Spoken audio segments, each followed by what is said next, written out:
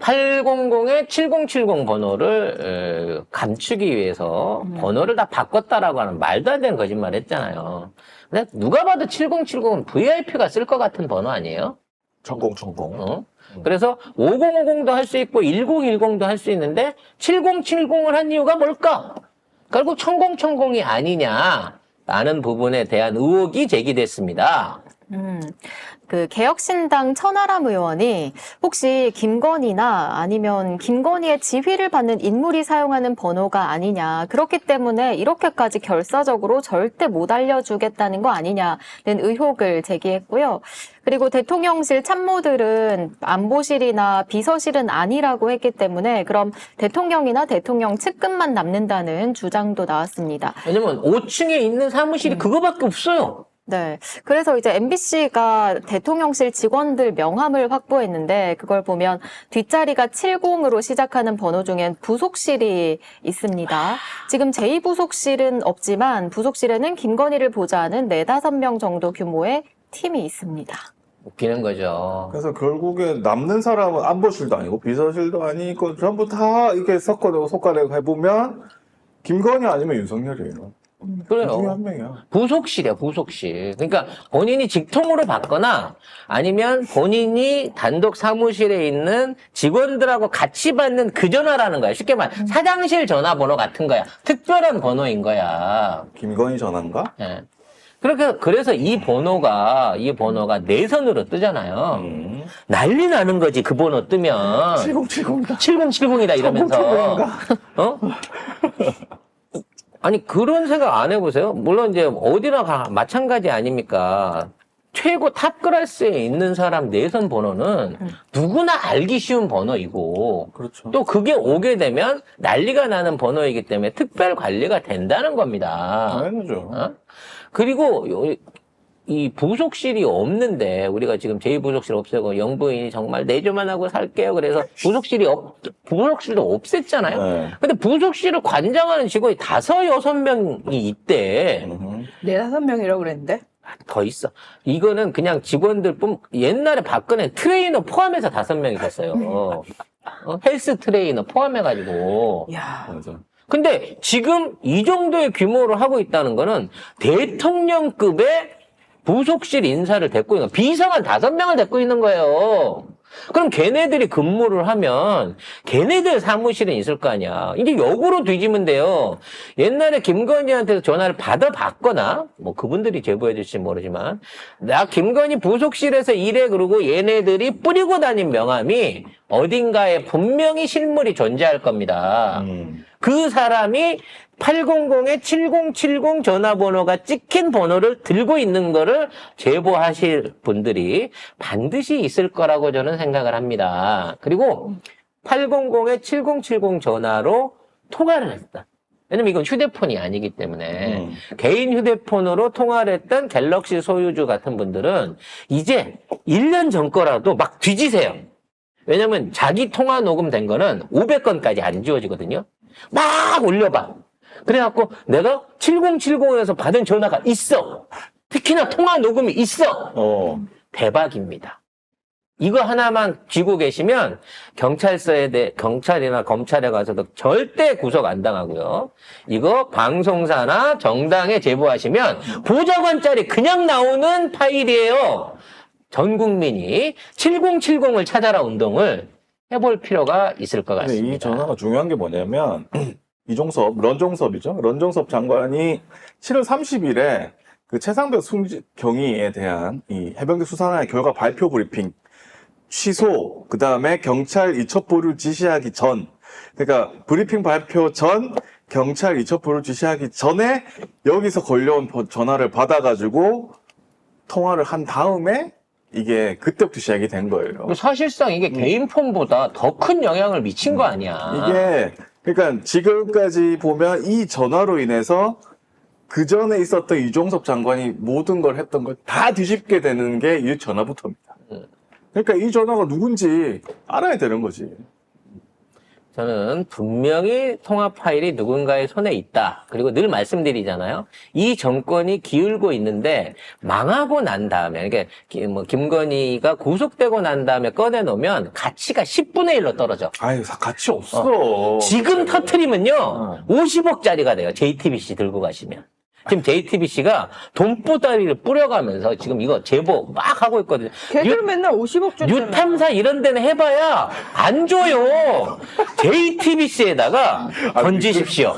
왜 그래요? 없으니까. 괜찮지. 없죠. 아니, 그 뉴탐사가 돈 주고 그거 자료 수입을 한다 그러면 지금 망했지, 그건 뉴탐사는. 아니죠. 어쨌든. 그래서, 마음이 변했네. 왜? 진구성한테서 마음이 떴네. 그때는 모든 제보는 뉴탐사로 하라고 그래놓고. 아니, 그러니까, 요런 거는 송 작가하고 합의를 봐서 JTBC를 가시는 게 좋습니다. 왜 세요하고 합의를 봐야 되지? 왜 합의를? 중개비를 받아야 돼. 이런 자료가 있으면 뉴탐사 말고 저한테 연락을 주세요. 제가 최고가로 팔아드리겠습니다. 무슨 JTBC 아는 사람 있어요? 네? 아는 사람 있어요? 한 다리만 건너면 알지, 이 사람아. 대한민국 사람 인맥관계를 뭘로 보는 거야? 자, 7070 번호나 예전에 알려드린 개인 휴대폰과 관련한 녹취, 안녕하세요, 나예요 하고 있던 녹취 파일을 갖고 계신 분은 저한테 연락을 주시면 제가 동업 차원으로 정말 수수료 싸게 해서 비싸게 팔아드리도록 하겠습니다. 네. 자, 이런 가운데 왠지 이렇게 얘기해주면 진짜일 것 같아, 자꾸. 그러니까 내가 얘기해 7070을 찾아라라니까 이 어려운 국면에 이런 확실한 알바가 없어요. 근데 샤넬 요것도 얘기를 좀 해야 돼요. 네. 요거 얘기를 좀 봅시다. 네, 그 검찰이 김건희 샤넬 화장품과 관련한 김창준 전 미국 연방 하원 의원의 부인인 제니퍼 안을 불러 최재형 목사의 청탁 경위 등을 물어봤다고 합니다. 이 조사가 6월 말에 진행이 됐는데 김창준 전 하원 의원 부부가 6.25 전쟁 74주년을 맞아 미국 전직 하원 의원들과 한국을 방문했을 때 이때 조사가 이루어진 겁니다.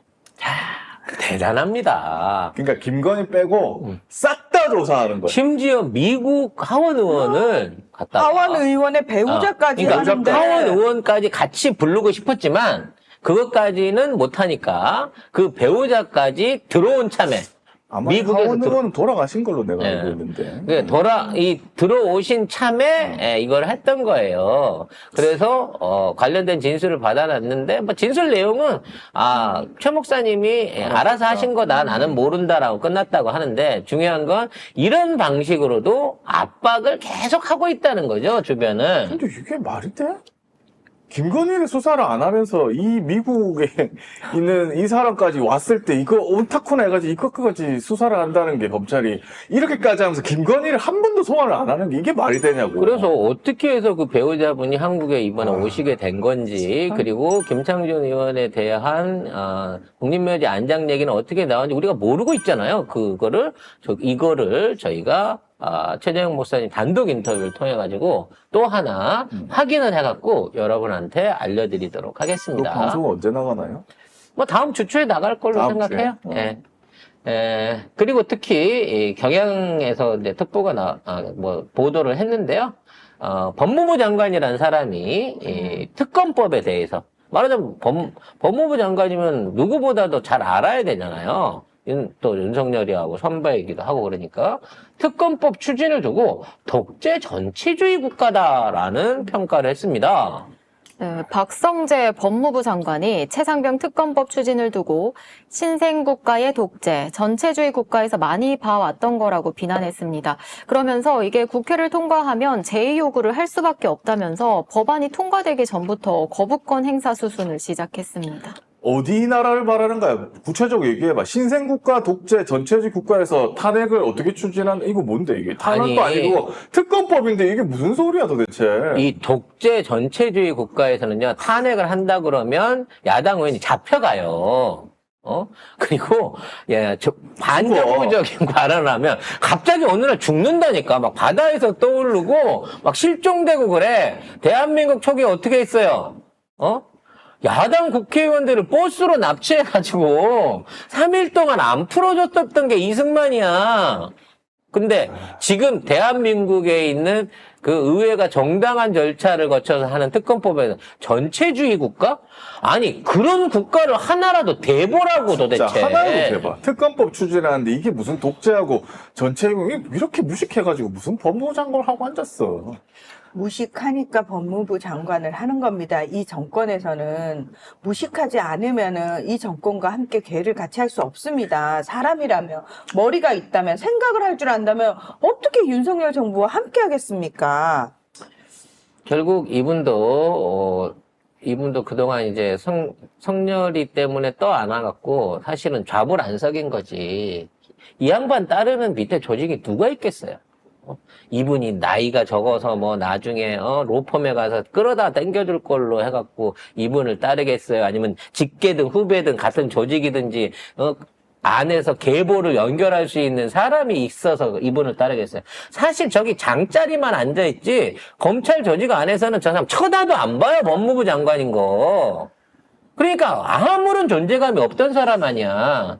근데 모처럼 이런 기회를 줬으면 이거는 자기가 법 전문가로서 볼 때 의회가 정당하게 지금 진행하고 있는 사안이고 투명하게 특검이 밝혀져서 역할을 해야 됩니다라는 정도는 말해줘야 법무부 장관 아니냐고. 그래서 이게 이 사람을 향해서 그 민주당이 이재명 전 대표 사건 수사한 검사들 4명을 탄핵한다고 하고 했었잖아요. 있죠. 그중에 2명이 이 사건과 연관돼 있죠. 그래서 이게 이원석 총장이 또 이걸 비판했어요. 이거 뭐 하는 거야 도대체? 김건희 수사 안 할 거야? 그래서 왜? 지금